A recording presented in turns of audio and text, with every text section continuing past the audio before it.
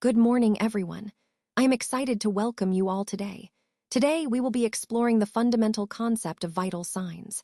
This is the first slide of our presentation, titled Vital Signs. We will cover what vital signs are, their importance in nursing, and how to measure them accurately. So, let's get started and dive into this essential topic for all aspiring nurses. Welcome to our discussion on vital signs. These are measurable indicators that give us a snapshot of the body's basic functions. They are essential because they reflect our physiological status and how our body responds to stress or illness. Understanding these signs helps us assess overall health quickly and effectively. The main vital signs include body temperature, pulse, respiration, and blood pressure. Sometimes, we also look at oxygen saturation and pain levels, depending on the situation. By monitoring these signs, we can detect early signs of health issues and take appropriate action. They serve as a foundation for patient assessment and are vital tools in healthcare. So, keeping track of these indicators is fundamental to providing quality care and ensuring patient well-being. When taking vital signs, it's really important to prioritize the patient's comfort and privacy. Making sure they feel at ease helps in getting accurate readings and maintains their dignity. Next, always use accurate, clean equipment. This not only ensures precision, but also prevents infections. It's also essential to know the normal values for different age groups, so you can quickly identify any abnormalities. Remember, taking baseline readings is crucial. It gives us a reference point for future assessments. If you notice anything abnormal, make sure to record it carefully and report it promptly. And finally, always perform hand hygiene before and after the procedure to maintain a sterile environment and protect both the patient and yourself. Keeping these guidelines in mind helps us provide the best care and ensures reliable vital sign measurements. Let's take a closer look at what we mean by body temperature. Essentially, it refers to the balance between heat production in the body and heat loss to the environment. This balance is crucial because it helps maintain our body's optimal functioning. When this balance is disrupted, it can lead to either overheating or excessive cooling. Now, the normal range for body temperature typically falls between 36.5 degrees C and 37.5 degrees C. To put that into Fahrenheit, it's roughly between 97.7 degrees F and 99.5 degrees F. These numbers are important because they serve as a benchmark for assessing whether someone is within a healthy temperature range or if there's a potential issue that needs attention. Understanding this concept is fundamental because body temperature regulation is a key aspect of maintaining overall health, especially in clinical settings or when monitoring for signs of illness. So, keeping this balance in check is vital for our well-being and effective healthcare. Let's take a closer look at physiology and regulation of body temperature. First, heat production. This mainly comes from our metabolism, muscle activity, and hormones. So when your body needs to generate heat, it ramps up these processes to keep warm. On the flip side, heat loss occurs through several mechanisms: radiation, conduction, convection, and evaporation. For example, radiation is when heat radiates from your skin to the surroundings, while evaporation involves sweating to cool down. And this is where regulation really kicks in. The hypothalamus acts as the body's thermostat, constantly monitoring your core temperature. When it detects a deviation from the normal range, it triggers responses to either produce more heat or lose heat, maintaining a stable internal environment. Understanding this balance is key to grasping how your body adapts to different conditions and keeps your temperature within a healthy range. Let's explore some of the key factors that can influence our body temperature. First, age and gender play significant roles. For example, infants and the elderly often have different normal temperature ranges, and men and women can experience slight variations due to hormonal differences. Speaking of hormones, hormonal changes, such as those during the menstrual cycle or menopause, can also affect body temperature. Next, activity level is a major factor. When we're physically active, our body generates more heat, leading to an increase in temperature. Conversely, during rest, our body temperature tends to stabilize. Environmental conditions are also crucial. Heat and humidity can raise our body temperature, while cold environments might lower it. emotions can influence body temperature as well. Stress, anxiety, or excitement can trigger physiological responses that temporarily elevate temperature. Illness is another key factor. During infections, our body often raises its temperature as part of the immune response, which is why fever is a common symptom. Finally, our body temperature is regulated by what's called the circadian rhythm, our internal clock.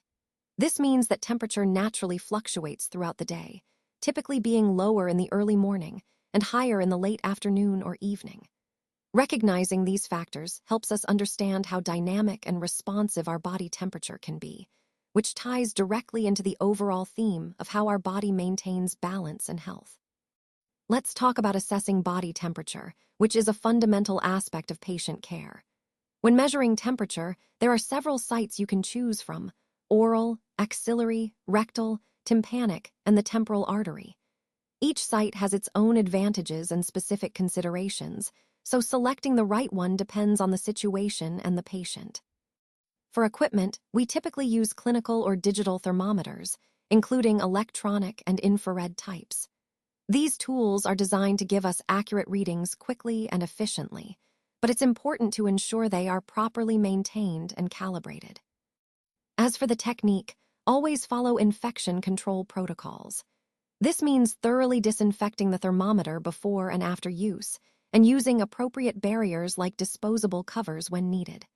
Also, adhere to the manufacturer's instructions for proper use. This helps ensure accuracy and safety. Remember, accurate temperature assessment is crucial because it provides vital information about a patient's health status. Connecting these points, consistent use of the correct site, equipment, and technique supports reliable monitoring and effective patient care. Let's take a closer look at temperature alterations, which are important when considering how the body responds to extreme conditions. First, we have hyperthermia, a condition caused by excessive heat. This can manifest as heat cramps, which are painful muscle spasms, heat exhaustion, where the body starts to struggle to cool itself, and in severe cases, heat stroke, which occurs when body temperatures reach or exceed 40 degrees C. Heat stroke is particularly dangerous because it can damage organs and requires immediate medical attention. On the other hand, hypothermia happens when the body loses heat faster than it can produce it, leading to a core temperature below 35 degrees C. This typically occurs due to exposure to cold environments or sometimes as a complication of illness. Both hyperthermia and hypothermia highlight how crucial temperature regulation is for survival and overall health, especially in extreme conditions. Understanding these conditions helps us better prepare and respond appropriately, which ties into the broader theme of maintaining homeostasis and safeguarding health in various environments. Fever, also known as pyrexia, is essentially an elevated body temperature that occurs due to an underlying infection. It's a common response our body has when fighting off pathogens. The causes of fever are quite varied, including infections like bacteria or viruses, dehydration which can disrupt normal temperature regulation, tissue injury from trauma or surgery, and even malignancies or cancers. When we look at the stages of fever, there are three main phases: the onset, where the body starts to increase temperature; the course, which is the period where the fever is maintained; and finally, the defervescence, or the period when the temperature begins to return to normal. Recognizing these stages helps us better understand the patient's progression.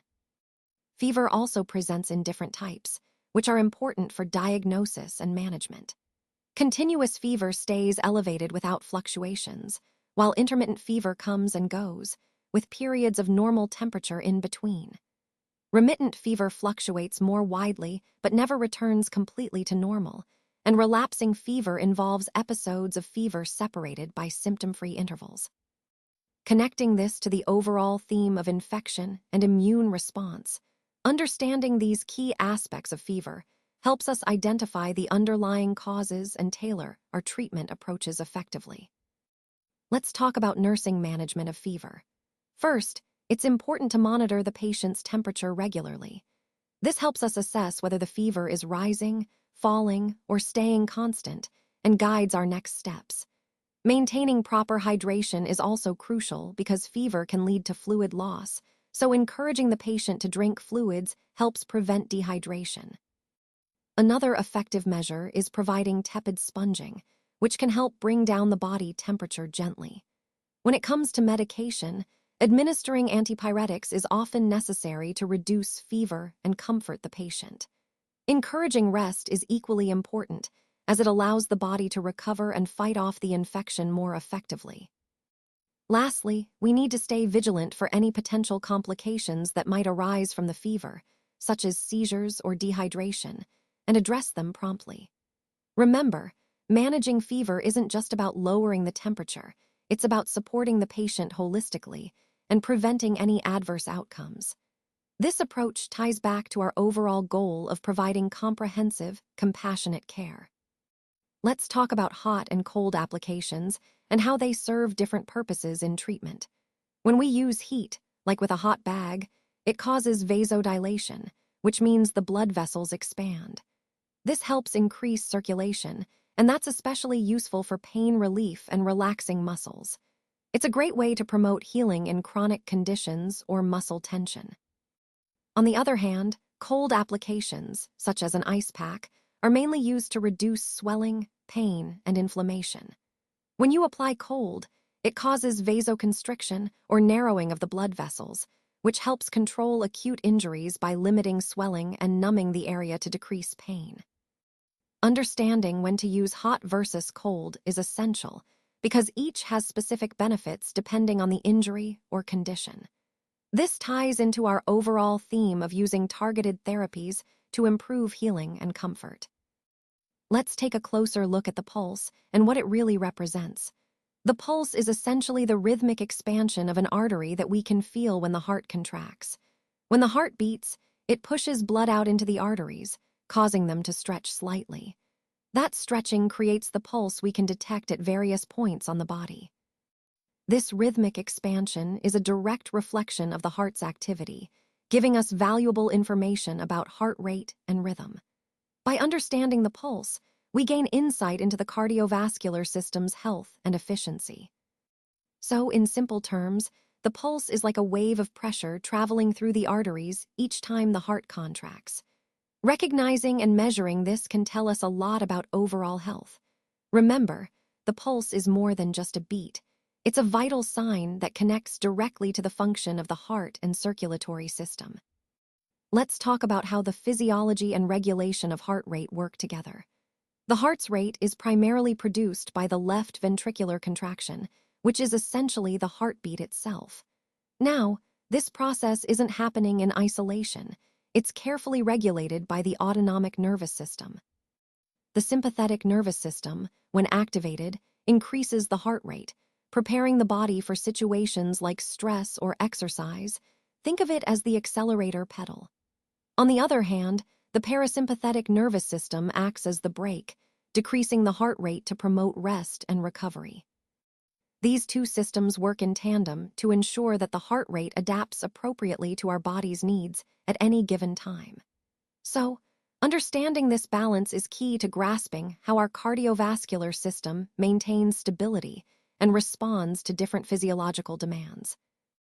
All right, let's talk about the key characteristics of the pulse. First, the rate.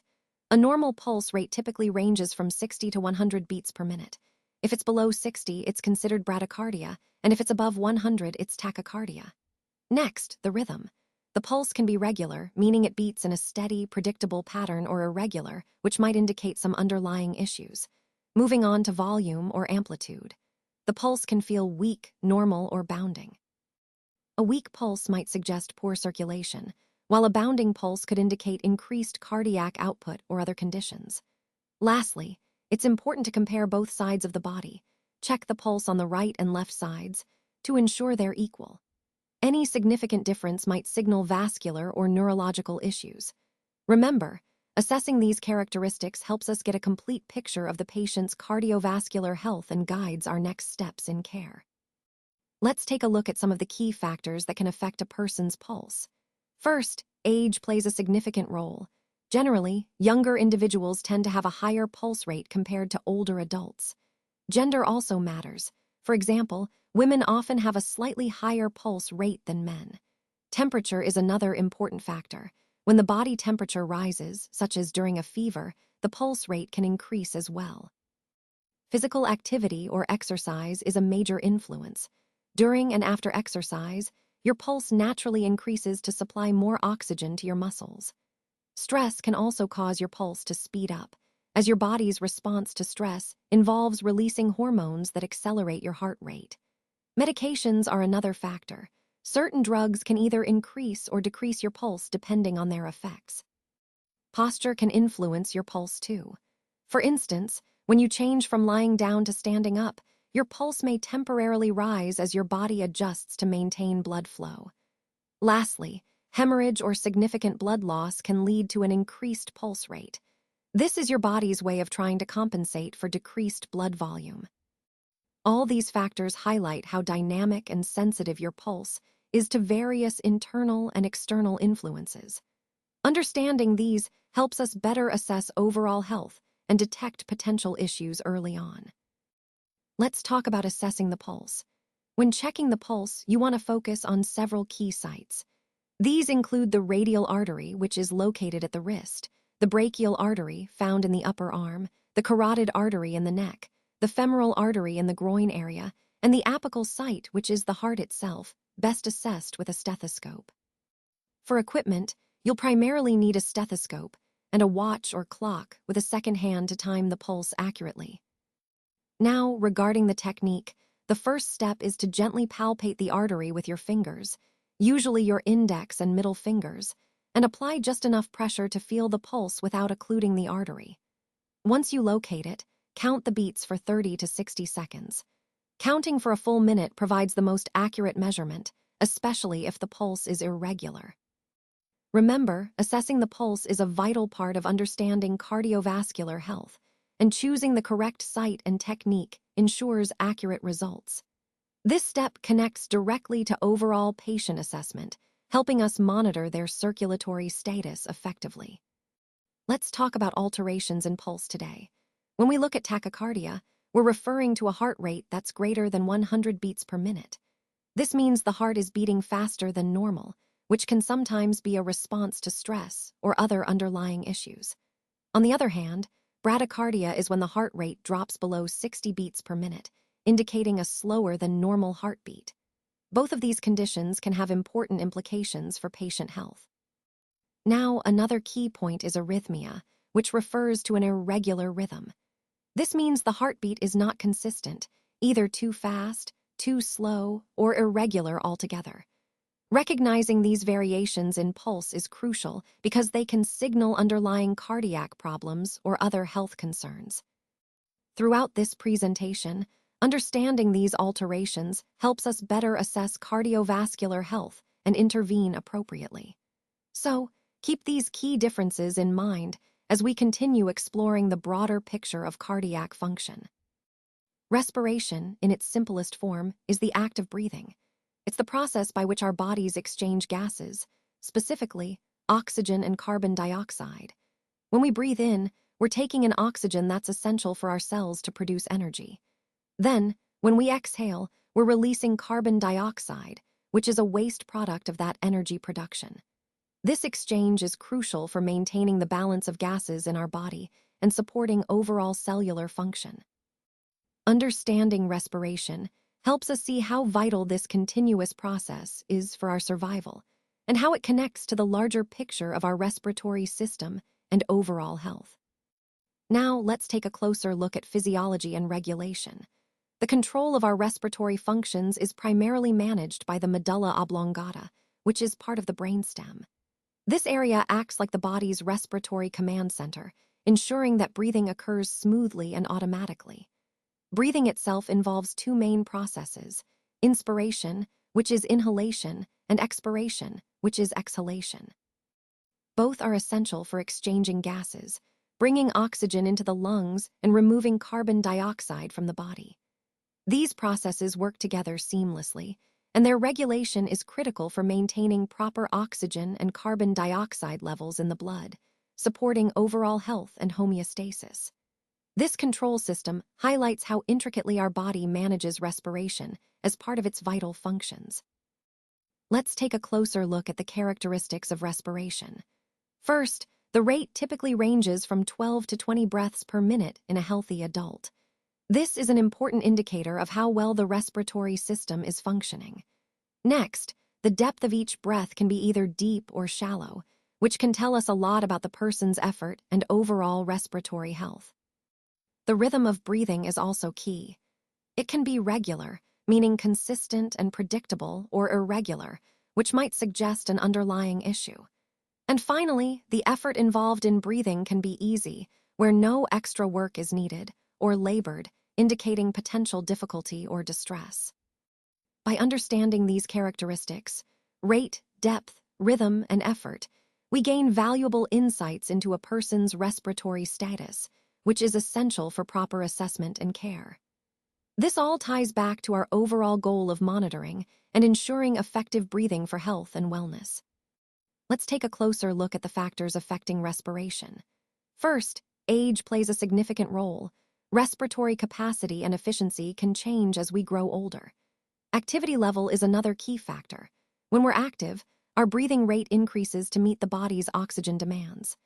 Emotions also influence respiration. Stress or anxiety can cause rapid, shallow breathing, while relaxation tends to slow it down. Temperature is important too. In cold environments, respiration may increase to help warm the air before it reaches the lungs.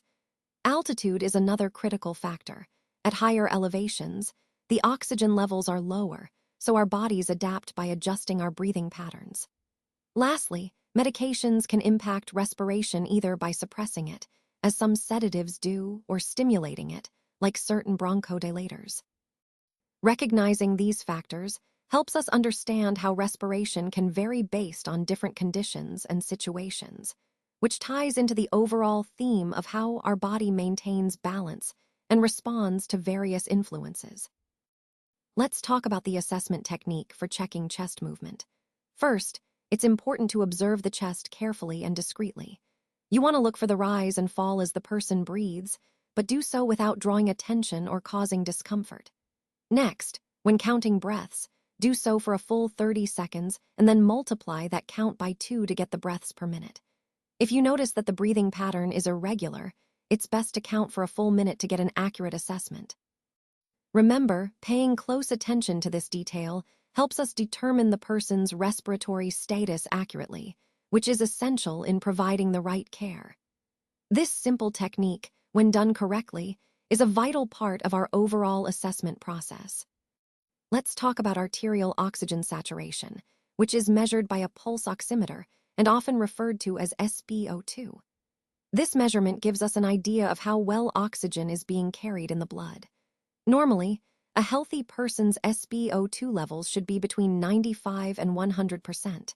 When levels fall below 90%, that's a sign of hypoxia, meaning the tissues aren't getting enough oxygen. If you see a patient with SpO2 below 90%, it's critical to report it immediately because hypoxia can lead to serious complications if not addressed promptly. Understanding and monitoring this value helps us ensure patients are adequately oxygenated and can guide timely interventions. Let's take a closer look at some common alterations in respiration that you might encounter. These include tachypnea, bradypnea, apnea, dyspnea, and specific patterns like Cheyne-Stokes and Kussmaul respirations. Tachypnea refers to an abnormally rapid breathing rate, which often indicates distress or metabolic issues. On the other hand, bradypnea is characterized by unusually slow breathing, which can be a sign of central nervous system depression or medication effects. Then there's apnea, which is the complete absence of breathing. This can be life-threatening and requires immediate attention. Dyspnea describes a subjective feeling of shortness of breath or difficulty breathing, and it can stem from various underlying conditions like asthma or heart failure. Now, when we look at breathing patterns like Cheyne-Stokes, we're seeing a cyclical pattern of increasing and decreasing breathing depth, often with periods of apnea in between. This pattern is typically associated with severe brain injury or heart failure. Small respirations, on the other hand, are characterized by deep, labored breathing and are commonly seen in metabolic acidosis, such as diabetic ketoacidosis. Understanding these alterations helps us assess respiratory function more accurately and connect these patterns to specific pathophysiological states. Recognizing these signs is vital in providing timely and effective care. Let's talk about blood pressure and what it actually means. Blood pressure is the force exerted by circulating blood on the walls of the arteries. This force is essential because it helps push blood throughout the body, delivering oxygen and nutrients to our tissues. When we measure blood pressure, we're essentially assessing how hard the blood is pushing against the artery walls at any given moment. Understanding this force is key to recognizing how well our cardiovascular system is functioning. So, in simple terms, blood pressure reflects the strength and pressure of the blood as it moves through our arteries, which is vital for maintaining overall health.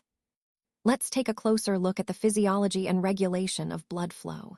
The overall flow is determined by several key factors, including cardiac output, resistance, volume, viscosity, and elasticity.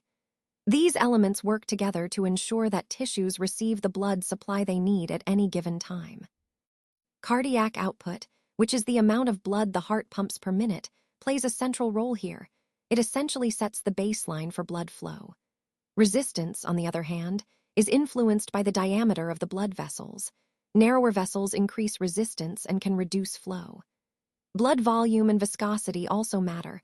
More volume means more blood to circulate, while higher viscosity or thickness can impede flow. Elasticity refers to how flexible the blood vessels are, which affects their ability to expand and contract as needed. Now, all of these factors are tightly regulated by the body to maintain homeostasis. The medulla oblongata, part of our brainstem, plays a critical role in controlling blood pressure and flow by adjusting heart rate and vessel diameter. Hormones like adrenaline and angiotensin also influence these parameters, either by constricting or dilating vessels or affecting cardiac function. Lastly, the kidneys are essential regulators. They control blood volume and composition through mechanisms such as fluid retention or excretion, which in turn impacts blood pressure and flow. So, understanding how these physiological components and regulatory mechanisms work together helps us appreciate how the body maintains effective circulation, ensuring tissues get the nutrients and oxygen they need while removing waste efficiently. Let's take a closer look at the characteristics and normal values of blood pressure. When we talk about systolic pressure, we're referring to the pressure in the arteries when the heart beats and pumps blood out. The normal range for systolic pressure is between 90 and 120 millimeters of mercury. Next, diastolic pressure measures the pressure in the arteries when the heart is at rest between beats. Its normal range is slightly lower, typically from 60 to 80 millimeters of mercury. Now, an important concept that ties these two together is pulse pressure, which is simply the difference between systolic and diastolic pressures. A normal pulse pressure usually falls between 30 and 40 millimeters of mercury. Understanding these values helps us evaluate cardiovascular health and detect potential issues early. As we move forward, keep in mind that maintaining blood pressure within these normal ranges is crucial for overall health and well-being. Let's take a closer look at the factors that can influence blood pressure. First, age plays a significant role. Generally, as we get older, blood pressure tends to rise. Then we have gender. Men and women can experience different patterns of blood pressure changes throughout life. Heredity is also important. If high blood pressure runs in your family, your risk may be higher. Position matters too. Standing versus sitting or lying down can affect your readings temporarily. Stress is another key factor. Feeling anxious or under pressure can cause your blood pressure to spike. Regular exercise can help manage and sometimes lower blood pressure, but it's important to do it appropriately. Lastly, medications. Certain drugs can influence blood pressure either positively or negatively. All these factors are interconnected and highlight how complex blood pressure regulation is. Understanding them helps us see why maintaining healthy habits and considering individual differences are crucial in managing blood pressure effectively. Let's talk about assessing blood pressure today. We typically measure BP at two key sites: the brachial artery, which is located in the upper arm, and the popliteal artery, found behind the knee. For equipment, you'll need a sphygmomanometer, a stethoscope, and a digital monitor if available. Each tool plays a vital role in ensuring an accurate reading. Now about the technique. First, you should inflate the cuff about 2.5 centimeters above the elbow. This helps to occlude the artery properly. When inflating, do so quickly until you reach a pressure above the expected systolic level, then slowly deflate the cuff. The slow deflation is crucial because it allows you to accurately identify the systolic and diastolic pressures.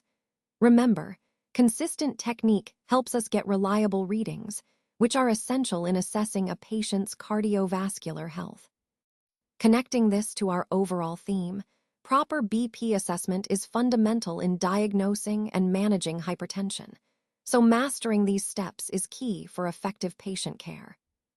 Let's talk about some common errors in blood pressure assessment that can really affect the accuracy of our readings.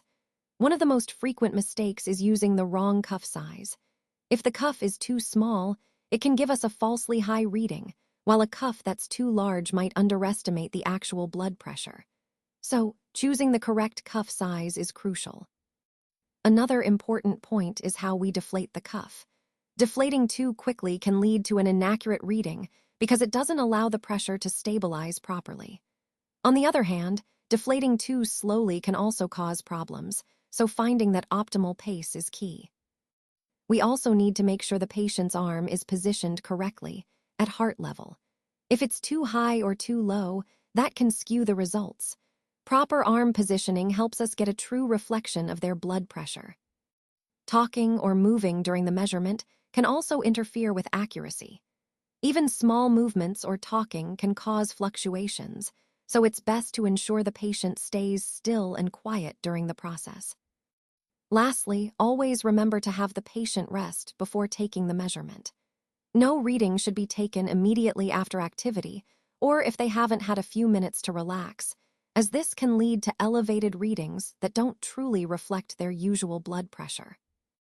By avoiding these common errors, we can ensure our blood pressure assessments are as accurate and reliable as possible, which is essential for good patient care. Let's take a look at alterations in blood pressure, which is a key aspect of cardiovascular health. Hypertension is typically defined as blood pressure greater than 140/90 mmHg. It's important because it can increase the risk of heart disease and stroke if left unmanaged. On the other hand, hypotension is when blood pressure drops below 90/60 mmHg, which can lead to symptoms like dizziness or fainting due to inadequate blood flow to vital organs. Now, there's a specific type called orthostatic hypotension, which occurs when there's a sudden drop in blood pressure upon standing. This can cause dizziness or lightheadedness, especially in older adults or those who are dehydrated. Recognizing these variations is crucial because they can signal underlying health issues or require adjustments in how we manage and treat patients. Understanding these blood pressure alterations helps us better assess cardiovascular function and identify potential risks early on, tying into our overall goal of maintaining optimal health and preventing complications. When documenting vital signs, it's essential to record several key pieces of information to ensure accuracy and consistency. First, note the date and time when the measurements were taken. This helps track the patient's condition over time. Next, record the site where the vital signs were measured, such as oral, rectal, or at the wrist, because different sites can sometimes yield slightly different readings. Then document the actual values for each vital sign. For example, a typical entry might include the temperature, pulse, respiration rate, blood pressure, and oxygen saturation.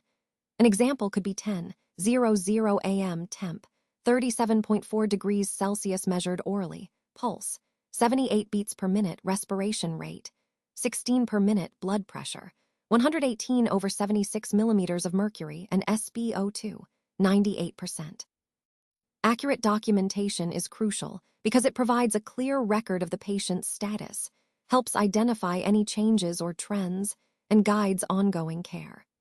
Remember, thorough and precise recording supports effective communication within the healthcare team and ultimately enhances patient safety and outcomes. Let's take a moment to summarize what we've covered. Vital signs are fundamental indicators of a patient's overall health status. By regularly monitoring these signs, we can catch potential complications early, which is crucial for timely intervention and better patient outcomes. It's also important to remember that accuracy in taking vital signs and thorough documentation are among the key responsibilities of nurses. Paying close attention to these details helps ensure that the care we provide is safe, effective, and well-coordinated. These points really tie back to our overall theme of providing vigilant, attentive, and precise patient care. And here we have the references that supported the information we've discussed today. First, Kozier and Erb's Fundamentals of Nursing provides a comprehensive foundation for nursing practice, emphasizing both theory and application. Then, Potter and Perry's Fundamentals of Nursing offers practical insights into patient care and safety. B.T. Basavanthappa's Fundamentals of Nursing adds a cultural and holistic perspective, which is essential in today's diverse healthcare environments. Lastly, Taylor et al.'s Clinical Nursing Skills focuses on the hands-on skills necessary for effective clinical practice. These sources collectively reinforce the core concepts we've explored and serve as valuable resources for further learning. Thank you for your attention, and I encourage you to explore these references to deepen your understanding of nursing fundamentals.